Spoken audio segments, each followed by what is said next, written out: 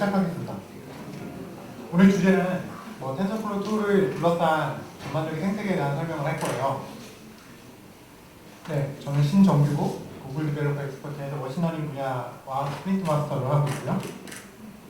그 다음에 레벨업이라는 회사를 창업해서 지금 4년 7개월째 백엔드.ai라는 머신러닝 모델을 만들 때 쓰는 솔루션을 만들고 있습니다. 네, 자기소개 여기까지 하고 시작하겠습니다.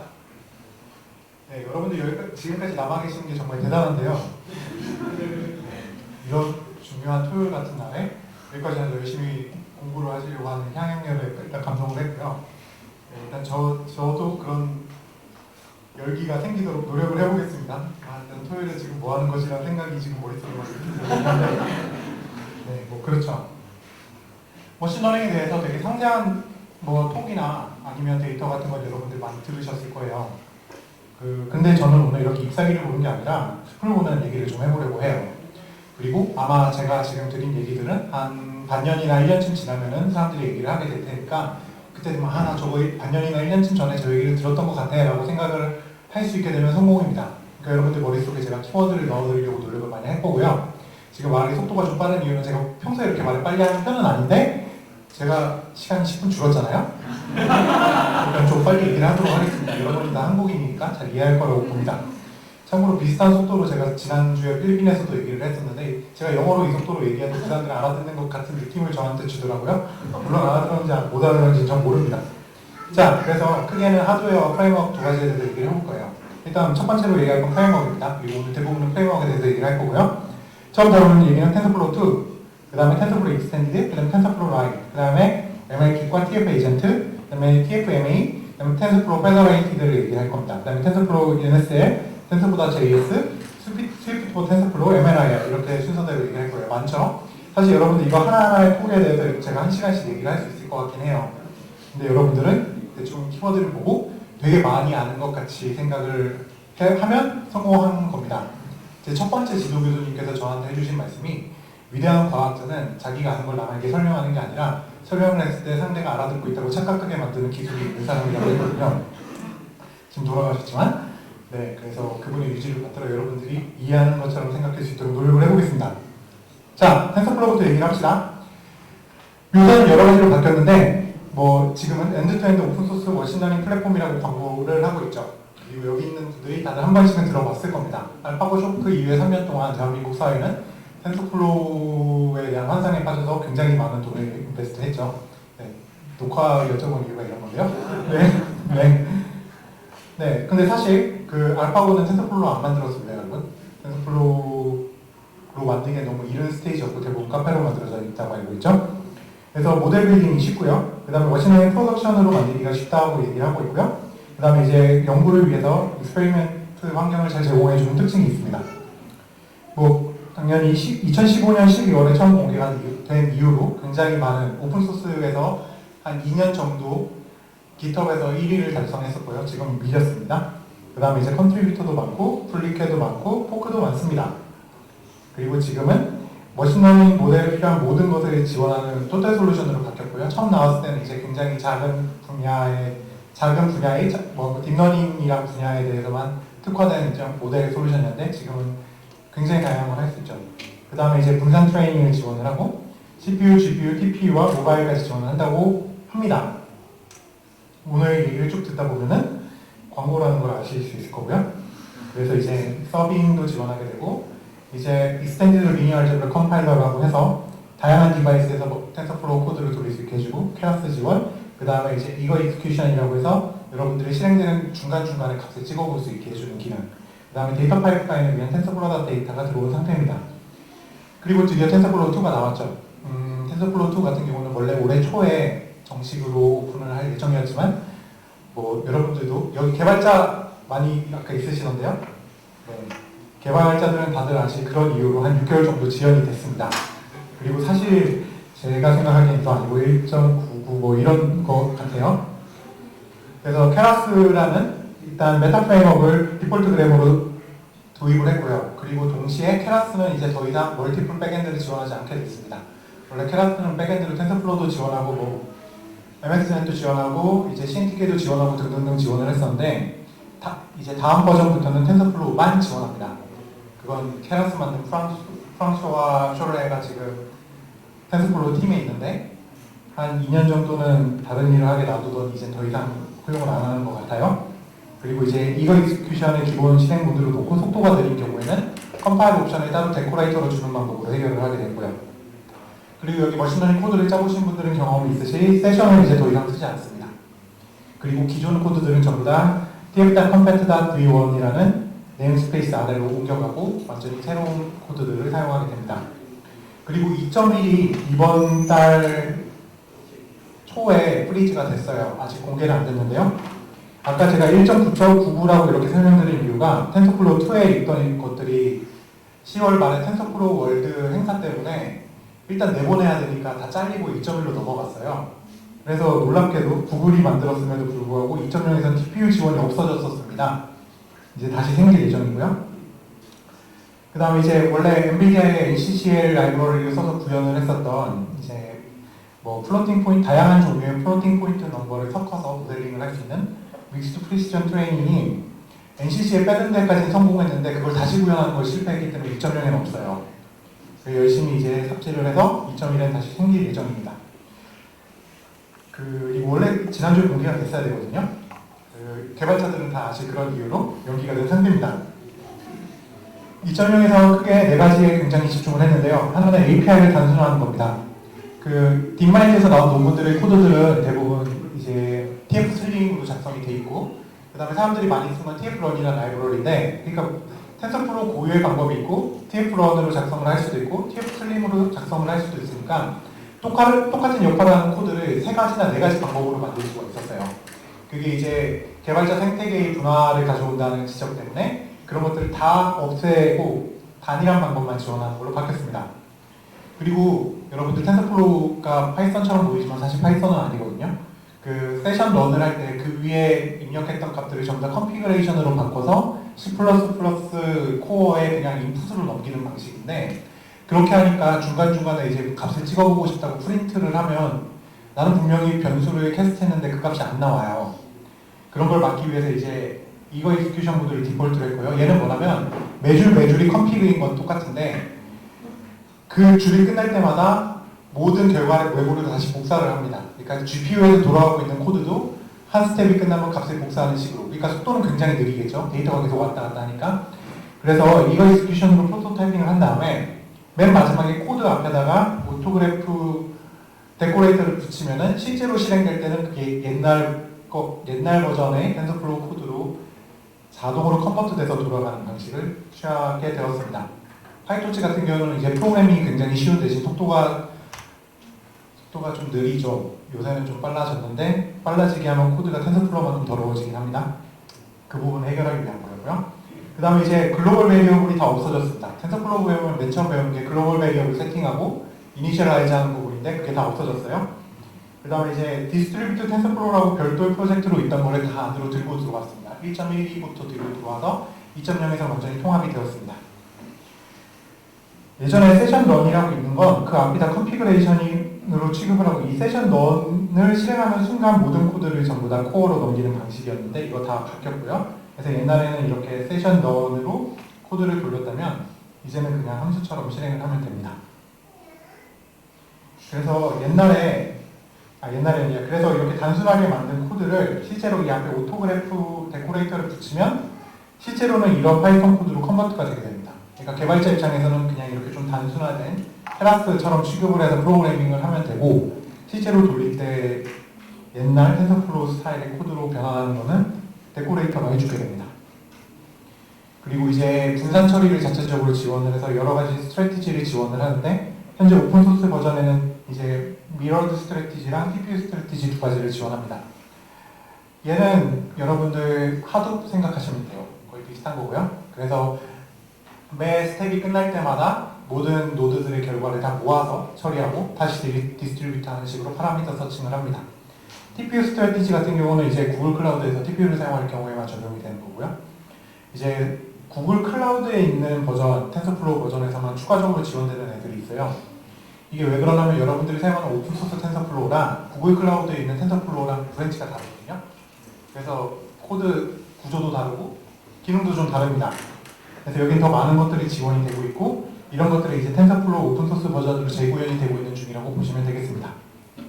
그래서 스트래티지는 이런 식으로 그냥 정리를 해주고 실제로는 에스티메이트 안에 컴피그로 이렇게 지정을 해주기만 하면 나머지 코드들은 전혀 변환을 하지 않아도 멀티노드용으로 컨버트가 됩니다. 여기서도 마찬가지죠.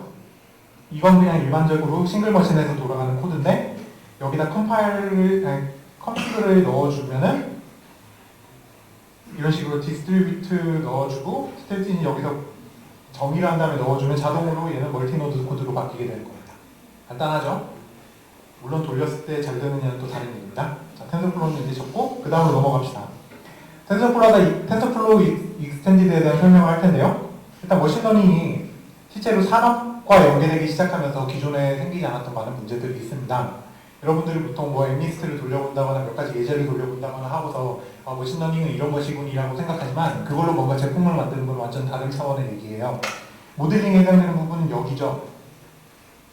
그래서 실제로는 이 코드를 돌리는 부분 말고 그 다른 부분이 훨씬 더 복잡합니다. 예를 들면 데이터 모으고 분석하고 밸리데이트하고 트랜스포메이션해서 실제로 해석할 수 있는 형태로 만들고 그걸 코어에 넣어서 트레이닝을 시키고 트레이닝 시키는 과정에서 튜닝도 해야 되고 그렇게 만들어진 모델들을 여러 모델들을 만들고서 뭐 밸리데이팅을 하거나 보팅을 하게 되는데 그 부분도 있어야 되고 그 중에서 이제 제일 잘난 애를 하나 뽑아다가 실제 모델 서버에 놓고 서빙을 해야 되겠죠. 그럼 사용자들이 막 사용을 하게 되면 뭐 예를 들어 제일 좋은 애, 두 번째 좋은 애 두 개 정도를 A/B 테스트식으로 보통 서빙을 합니다. 그 중에서 더 괜찮은 애가 누군지 로깅을 해서 걔를 다시 피드백을 주는 식의 루틴이 필요합니다. 이 모든 과정에서 공통적으로 필요한 파이프라인 스토리지가 있어야 될 거고요. 그 다음에 당연히 이 각각의 단계에서 요구되는 자원의 종류가 달라요. 여긴 GPU가 굉장히 많이 필요하지만 데이터 트랜스포메이션에서는 IO가 훨씬 더 중요하잖아요. 그래서 그런 중에 굉장히 다양한 종류의 워크로드를 담당하는 자바 오케스트레이션 레이어가 있어야 되고 그 다음에 이런 것들을 다 쓸 수 있게 만든 프론트엔드랑 비주얼라이제이션 툴이 있어야겠죠. 그래서 기존에 맨 처음 나왔을 때 텐서플로우는 여기만 해당되는 걸 제공을 했었고요. 그 다음에 작년까지 이제 텐서플로우가 지원하는 건 데이터 밸리데이터, 코어, 서빙 이렇게 지원을 했었습니다. 텐서플로우 익스텐디드는 사실 이 모든 걸 다 구현을 하겠다는 게 이제 야심찬 목표고요. 2019년 현재는 이 정도가 구현이 되어 있습니다. 파이프라인 스토리지는 시퀄라이즈로 구현이 되어 있고요. 물론 여러분들 규모가 커지긴 어렵다는 건 짐작하실 거고 그 다음에 나머지 트랜스폼이 들어갔고 모델 아나리시스가 들어갔고 뒤에서 오늘 소개를 드릴 겁니다. 그리고 에어플로우나 큐베플로우를 위해서 쓸 수가 있게 되어 있습니다. 그래서 익스텐디드를 여러분들이 사용을 하게 되면 굉장히 다양한 종류의 보통 이제 젠이라는 이름을 끝에 붙이는데 그래서 아까 앞에서 보였던 모든 엘리먼트들을 실제로 불러가지고 사용을 할 수 있게 되어 있고요. 이 과정을 다 저장하는 컴피그가 있고 그 다음 메타데이터 스토리지로는 일반적인 파일 시스템을 보통 사용을 하고 있습니다. 그리고 이런 과정을 기록하는 이제 데이터베이스를 하나를 쓰는데 디폴트 값은 이제 시퀄라이트입니다. SQLite 시퀄라이트. 네. 그리고 이런 파이프라인의 그 GUI를 사용하는 게 보통은 이제 에어플로우를 사용하거나 에어플로우가 에어빌인 거죠. 네. 그 다음에 큐버네티스 그룹에서 만드는 큐베플로우를 사용을 하는데 여러분이 이걸 바로 현업에 적용을 하고 싶다고 하면 에어플로우를 쓰셔야 되고 나는 그래도 뭐 그냥 공부하는 중이고 미래가 어떻게 될지 한번 이쪽에 배팅을 해보겠다 하시는 분들은 큐베플로우를 사용하시면 됩니다. 참고로 이번에 텐서플로우 월드에서 부스에서도 에어플로우로 다 데모했습니다. 자, 그 다음에 넘어가서 텐서플로우 라이트로 갑시다.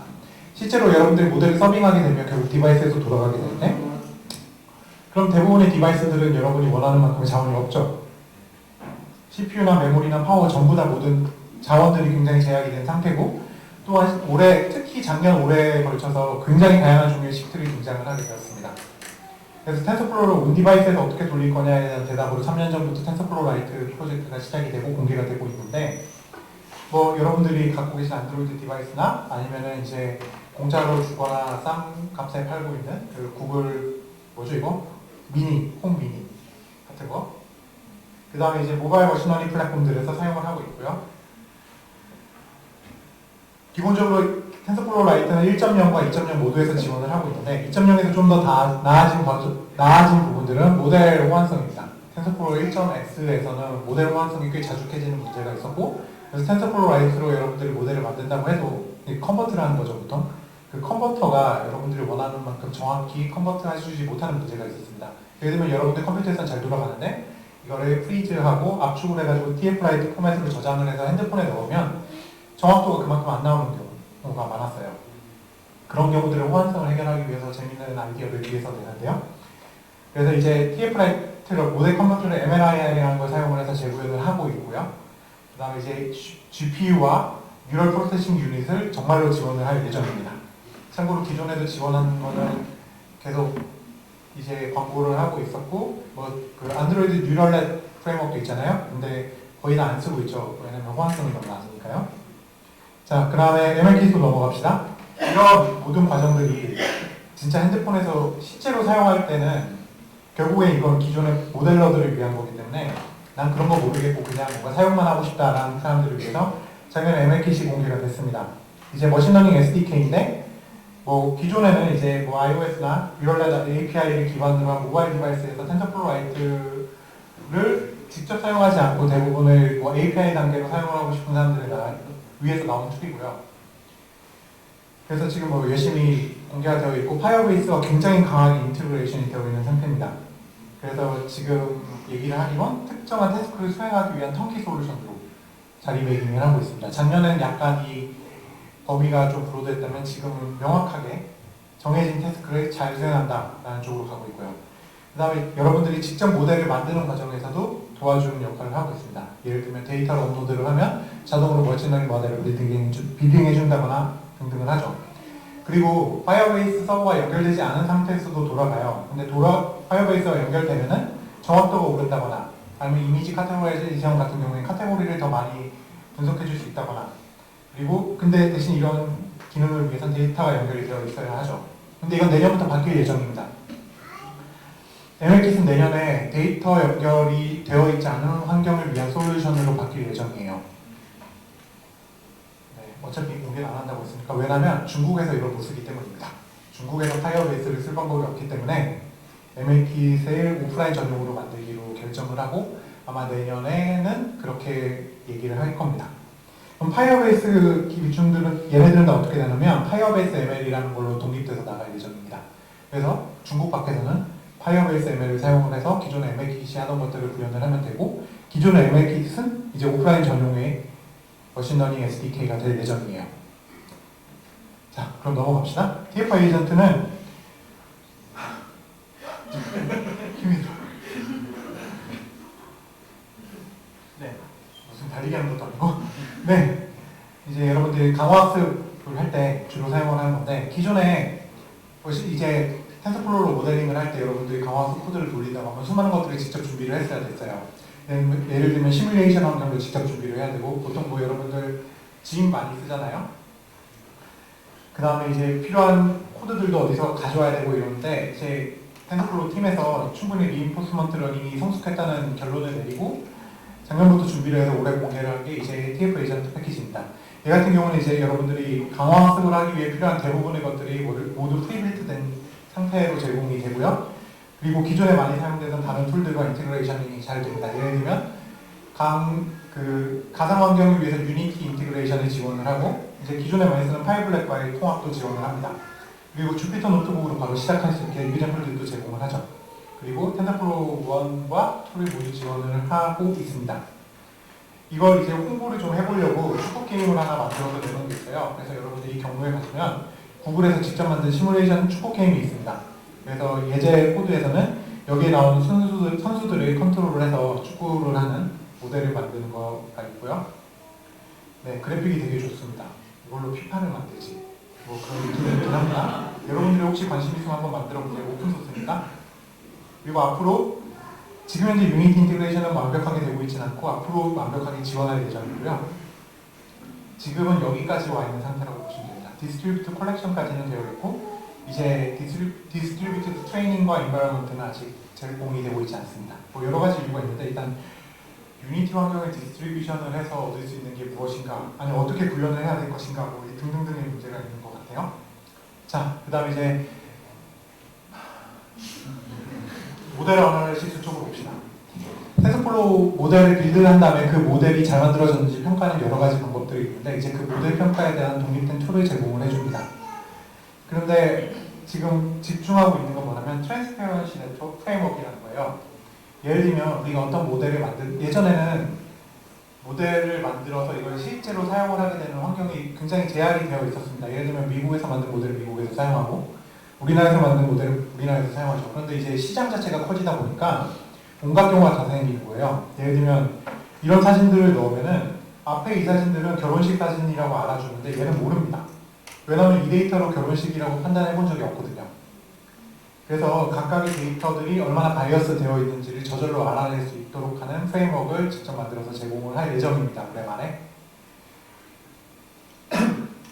특히 예전에 한 2년 전에 제가 처음 GD 서밋에서 들었던 건 이제 거의 대부분이 그거였어요. 인종이랑 젠더에 대한 바이어스였는데 지금 훨씬 더 중요하게 생각되고 있는 건 리저널 바이어스입니다.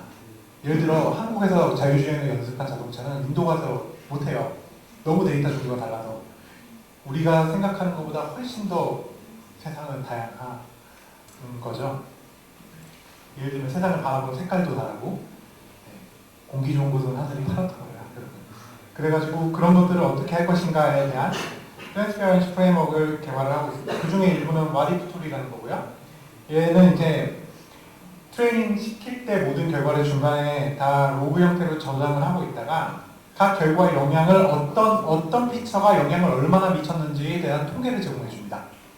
그리고 어떤 피처를 제거를 했을 때 결과가 어떻게 바뀔지에 대한 정확한 값은 아니지만 대체적인 값을 그 중간 결과들을 사용해서 역산을 해서 보여줘요. 예를 들면 이 데이터가 수많은 데이터가 인풋으로 들어가게 될 텐데 그 데이터 속성들이 있잖아요. 그 속성 중에 하나를 제거를 하면은 모델의 정확도가 얼마나 낮아질 건가 이거를 기존 다시 트레이닝하지 않고 할 수 있게 해줍니다. 그 입력에 영향을 받았던 모든 가중치들을 제거를 하고 다시 돌려보는 걸 지원을 해주는 거죠. 그래서 어떤 것들이 이 모델에 편향을 가하는가를 알 수 있게 해줍니다. 그리고 그걸 바탕으로 해서 이제 모델이 얼마나 공정한지 판단할 수 있는 공정성 파라미터를 제공을 해주게 되는데 자동으로 모델 트레이닝 중에 바이어스가 생기는 것 같으면 그걸 알려주는 콜백을 붙일 수가 있고요. 그래서 모델 트레이닝을 하다가 이 데이터가 뭔가 좀 이상한데 그러면 개발자한테 콜백을 오도록 할 수 있게 하는 기능이 추가가 됩니다. 이건 이제 모델이 수렴해 나가는 방향에 대한 거겠죠. 그 다음에 이제 특정한 부분을 수정을 했을 때 이 모델이 얼마나 정확도가 바뀌는지를 리트레이닝을 하지 않고 퍼포먼스 임팩트를 예측할 수 있게 해줍니다. 그 다음에 이런 모든 것들에 대해서 기존에 공개되어 있던 수많은 오픈 데이터들을 얼마나 이게 편향이 되어 있고 어떤 식으로 교정이 되는지에 대한 케이스 스터디와 벤치마크를 공개할 예정입니다. 오랜만에.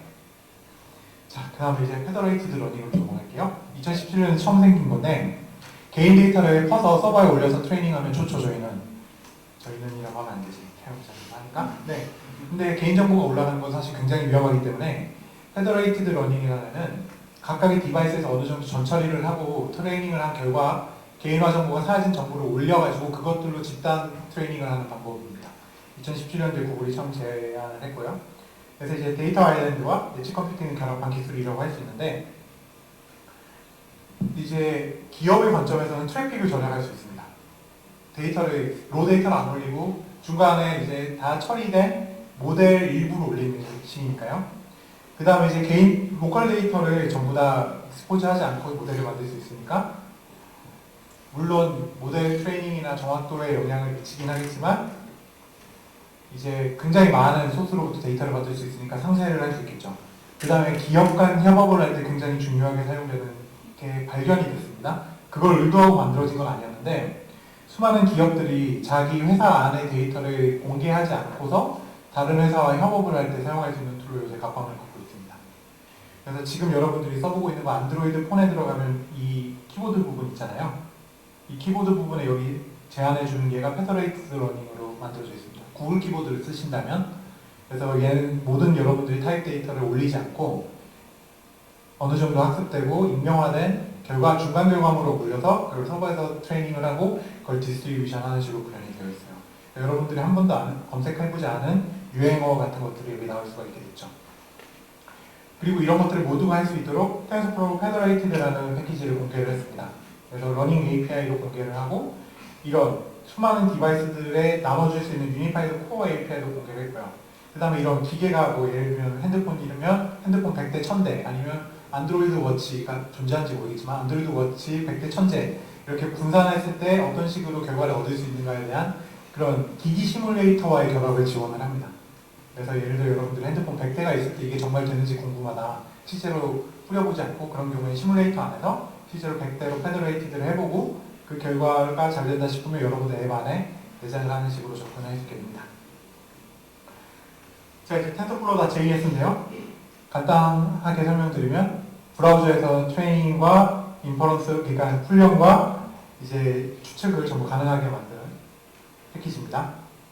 그리고 이제 올해 중순에 Node.js 기반으로 서버 사이드도 지원하겠다라고 했었는데 큰 문제가 몇 가지가 있었습니다. 가장 중요한 거는 TensorFlow.js가 각광을 받은 이유는 브라우저에서 WebGL을 사용해서 GPU 가속을 할 수 있다.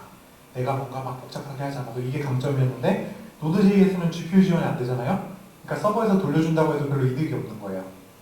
그런 문제가 있었고 그 다음에 이제 뭐 TensorFlow.js가 이제 TF 허브에서 데이터를 받아와서 모델 그대로 서빙을 할 때는 TF 허브에 올라와 있는 모델들이 여러분들 작은 것도 10메가는 넘습니다. 그게 뭐 로컬에서 돌릴 때는 별로 문제가 안 되지만 실제로 다이나믹하게 온라인 서빙을 할 때는 굉장히 큰 트래픽이잖아요. 그런 부분들이 있었고요. 그래서 이제 이 부분은 엔비디아 드라이버가 깔려있는 경우에 지원을 할 수 있도록 준비를 하고 있는 중입니다. 조만간 공개가 될 예정이고요. 뭐 Node.js 쪽에서 이제 GPU를 지원하는 패키지가 나왔기 때문에 그걸 잘 응용해서 하겠다 뭐 이런 정도의 계획이 있는 상황이고 TF5는 이제 다양한 종류의 사이즈 모델을 서빙할 수 있도록 이번에 개편이 됐습니다. 그래서 만약 여러분들이 트래픽이 풍부하지 않은 환경에서 TensorFlow.js를 쓴다면 압축된 모델을 사용할 수 있게 됐고요. 직접 내가 압축하지 않아도요. 그 다음에 이제 내년에 아마 많이 들으실 텐데 TensorFlow Neural Structured Learning 패키지가 생겼습니다. 지금 말씀드린 것 중에 대부분 여러분들 들어보신 적이 없으시죠? 왜냐하면 세상에 아직 많이 안 나와 있어서 그런데요. 이게 최근에 제 관심사인데 여러분들이 많이 웹을 좀 오래 하셨다거나 아니면은 10년 전에 뭔가 프로그래밍을 하셨다거나 내가 좀 나이가 많으면 텍소노미나 시멘틱에 대한 얘기를 들어보셨습니다. 옛날에 인공지능 만들 때 한 20년 전에 할 때는 이게 되게 중요하다고 생각을 했어요. 그래서 웹에 올라온 데이터를 전부 다 이런 구조화를 하는 걸 시멘틱 웹이라고 하기도 했었고 그 다음에 그런 구조를 찾아내는 걸 뭐 노러지 그래프라거나 시멘틱 그래프라거나 뭐 다양한 연구들이 있었으나 전부 다 이제 데이터 기반의 통계 모델링에 밀려버렸죠. 그 밀게 된 것도 구글이었는데 이런 것들을 트레이닝으로 찾아내는 방법입니다. 기존에는 예를 들어서 강아지냐 고양이냐 이러면 데이터를 왕창 주고 얘는 강아지 얘는 고양이 이러면 최종적으로 만들어지는 모델은 얘가 강아지인지 고양이인지에 대한 결과를 알아내는 거잖아요. 근데 Neural Structured Learning을 사용하면은 최종적으로 만들어지는 게 이거예요. 강아지와 고양이의 관계가 동물이 되고 강아지가 고양이와 공유하는 게 털이고 그 다음에 강아지는 뭐 활발, 고양이는 뭐 그렇게 하지 말자. 얘는 아싸, 얘는 눈사람 합시다. 눈싸, 아싸. 이런 식으로 이 그래프 스트럭처를 트레이닝하는 툴이에요. 그러니까 조금 더 우리가 뭔가 옛날 사람들이라고 그러면 되게 슬퍼지긴 하는데 옛날에 연구하던 분들에게 더 와닿을 수 있는 이런 시멘틱 스트럭처를 트레이닝하는 툴입니다. 이게 논문이 이제 나오기 시작한 게 2017년부터인데 올해 이제 조금씩 주목을 받고 있고 그래서 이번에 들어갔어요. Neural Structured Learning. 근데 한국에서는 아무도 관심이 없는 것 같아요. 여러분들이 관심을 가져주면 좋을 것 같고요. 그래서 패러다임이 바뀝니다. 그렇게 되면. 그래서 입력들의 연관성을 트레이닝하는 거예요. 입력의 카테고리나 어떤 뭐 우리가 원하는 어떤 기본적으로 다 카테고라이제이션이긴 하죠.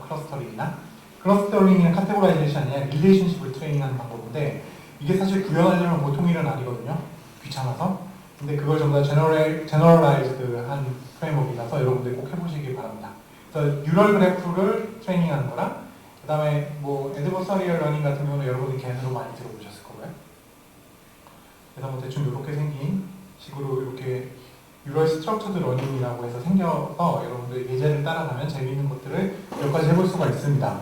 아직 이쪽은 전입니다. 이 부분이 많아요. 그래서 여러분들이 데이터가 있고 많이 뭔가 약간 지금 여러분들이 그냥 카테고리 하는 거 말고 좀 멋진 모델을 만들어 보고 싶다. 뭔가 컨셔스니스나 아니면 뭐라 그러지? 죄송합니다. 제가 영어를 전혀 못하는데요.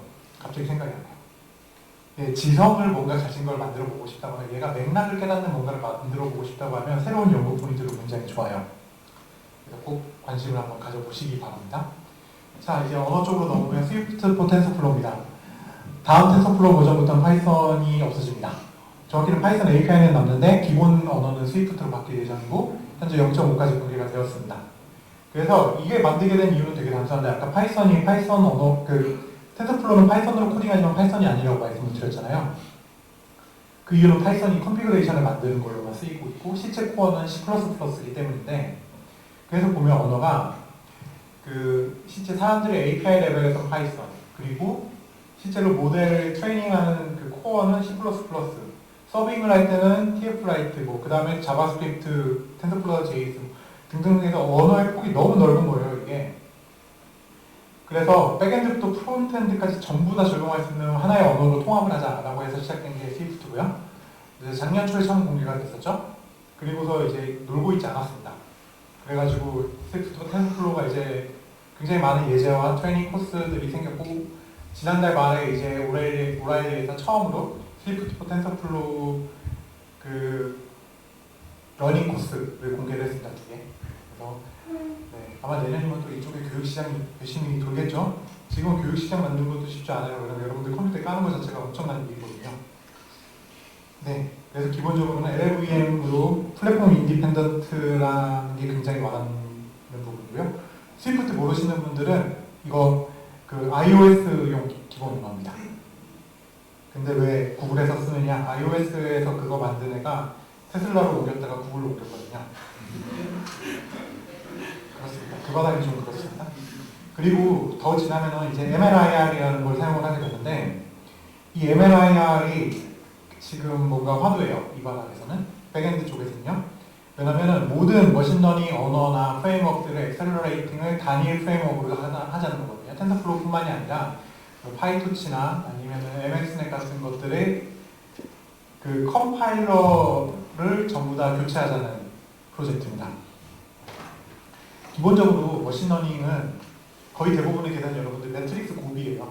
각 레이어들이 다음 레이어와 어떤 식으로 이제 연결되어 있는가를 웨이티드 네트워크로 구성을 하는데 그걸 보통 그냥 매트릭스로 만들죠. 그 관계성을. 그 매트릭스가 여러 개 있고 그걸 계속 곱하는 계산이니까 얘네가 이런 생각을 한 겁니다. 자, 곱을 하는 거를 직접 구현을 하지 말고 그냥 컴파일러 안에 컴파일러가 지원하는 옵스 중에 하나로 넣어버리자. 왜냐면 LLVM 만드는 애가 스위프트 만드는 애고요. LLVM은 여러분들이 사용하는 대부분의 컴파일러에서 지금 사용을 하고 있고요. 이게 석사 논문이었는데 그게. 그렇기 때문에 거기다가 그냥 넣어버리면 머신러닝 프레임워크들이 자기가 직접 그런 최적화를 만들거나 하지 않고 그냥 컴파일러가 다 해주도록 하면은 내가 최종적으로 얘가 어떤 머신에서 실행될지 고민하지 않아도 되지 않겠느냐. 왜냐면 LLVM의 이식성은 굉장히 좋고 거의 모든 컴파일러들이 그래서 그 덕을 지금 보고 있는 중이고요. 그러니까 그 LLVM 기반으로 가자라고 해서 나온 게 멀티레벨 인터미디에이팅 리프레젠테이션이라고 해서 기본적으로는 이 매트릭스 옵스를 컴파일러 레벨에서 지원을 하고 기존의 그 각 칩에서 지원하는 다양한 종류의 계산들로 이 옵스를 구현을 하게 만들고요. 그걸 더 최적화하고 싶으면 그 최적화된 부분을 이제 다이얼렉트라는 형태로 해당 개발사가 지원을 해주면은 그 부분을 가속을 해주는 방식입니다. 어쨌든 무지무지한 속도로 이 칩들이 나오고 있어요. 특히 올해만 해도 거의 제가 아는 것만 4가지가 메이저로 나왔는데 이 환경 자체가 헤테로지니어스, 디스트리뷰트, 모바일, 커스텀 이거는 그냥 변할 수 없는 대세고요. 그렇기 때문에 이 머신들을 다 지원하려고 기존에 사용하는 익스텐디드 리니어 알제브라 컴파일러를 업데이트하느니 그냥 LLVM의 일부에다 이걸 집어넣어버리자 라고 해서 나온 게 MLIR입니다.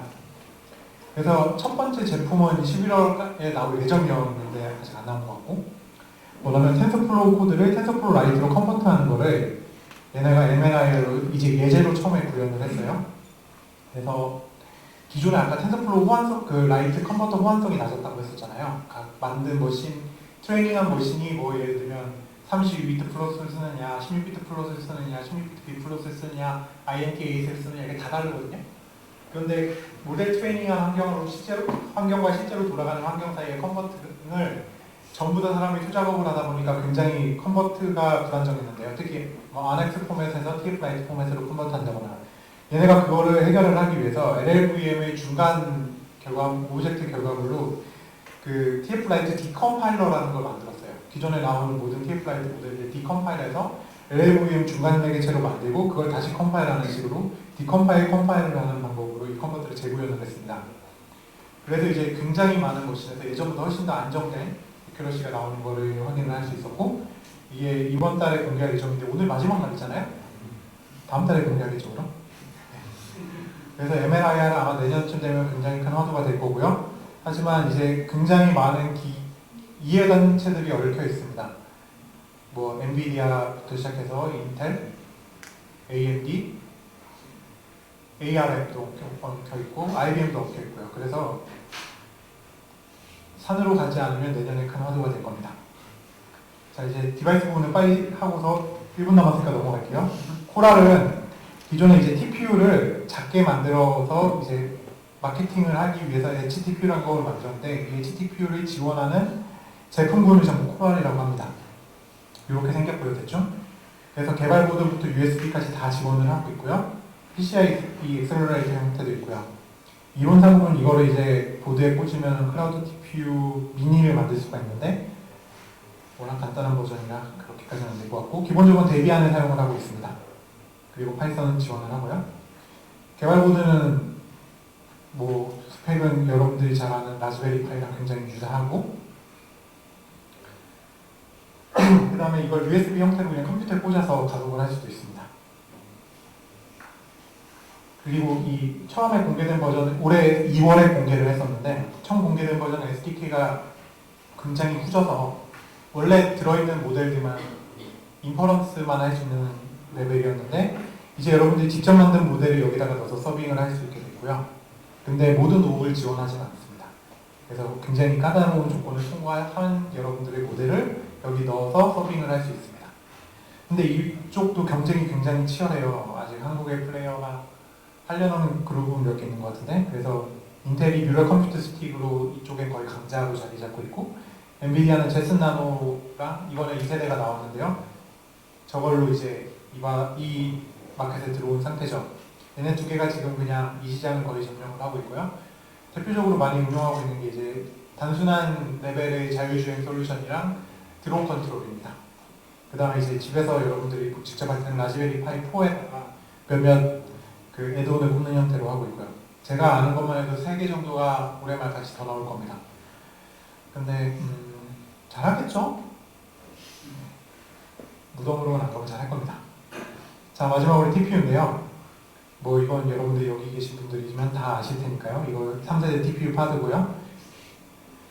그래서 이 TPU 파드를 올해 6월부터 공식으로 서비스를 하기 시작했습니다. 그러니까 이거 하나씩 빌려 쓰는 거는 기존에 됐었고 요걸 다 빌려 쓰는 서비스를 시작을 했어요.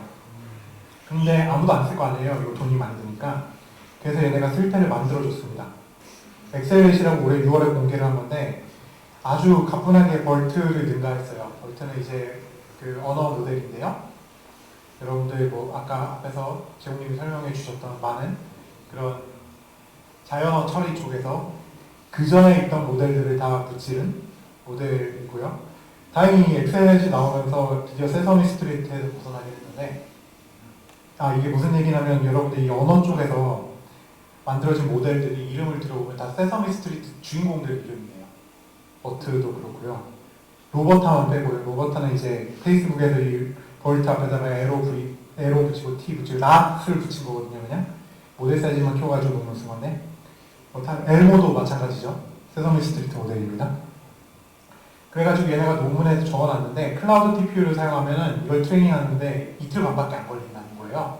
모델 사이즈는 훨씬 크거든요, 얘가. 근데 문제는 이제 이것도 적어놨죠. TPU파 사용료가 얼마냐면은 이 2.5일 동안 3억 좀 넘게 나와요. 구글은 돈을 벌고 있습니다, 여러분. 그리고 이게 끝이 아니라 지난달에 제가 가장 관심 있게 읽은 논문이었는데 구글 T5라는 논문이 나왔는데 얘네가 좀 상도가 없는 게 기존의 이 NLP 자연어 처리 쪽은 얘네가 1년에 한 번씩 이런 그라운드 브레이크를 했어요. 이전에도 이제 뭐더라? 유니버설 센텐싱 보더 같은 걸 내놨을 때 다 1년 단위였는데 얘네가 이걸 6월에 내놓고 이걸 10월에 내놓은 거예요. 그러면서 대부분이 이제 엑셀랩보다 훨씬 잘 된다. 하지만 트레이닝은 좀 더 오래 걸려라고 하면서 클라우드 TP 팟에서 2주가 걸린다라고. 그거 얼마일까요? 계산 알아서 해보시면 되고. 네, 그렇습니다. 그래서 지금 이 NLP 쪽의 화두는 T5 같은데 이제 여기까지는 사람들이 돈 내고 돌려보거든요. 근데 이쯤이 되면 이제 돈 내고 돌려볼 수 있는 건 아니에요. 그죠? 여기까지는 뭐 삼성 이런 데서는 위에서 하면 돈 되죠. 네이버는 돈 안 될 것 같고. 근데 이쯤 되면 이제 돈은 안 됩니다. 그래서 기다리고 있죠. 얘네가 모델 공개를 하기를. 아직 모델 공개 안 했거든요. 그래서 모델 공개하기를 기다리고 있습니다. 그러면 우린 트랜스퍼러를 가면 되니까. 오늘 다룬 거는 이제 프레임워크들 11가지에 대한 전체적인 걸 쭉 인덱싱을 했고요. 여러분들 머릿속에. 네, 마지막으로 이제 코랄과 클라우드 TPU에 대해서 인덱싱을 했습니다. 네, 시간이 미묘하게 오버됐는데 들어주셔서 감사합니다.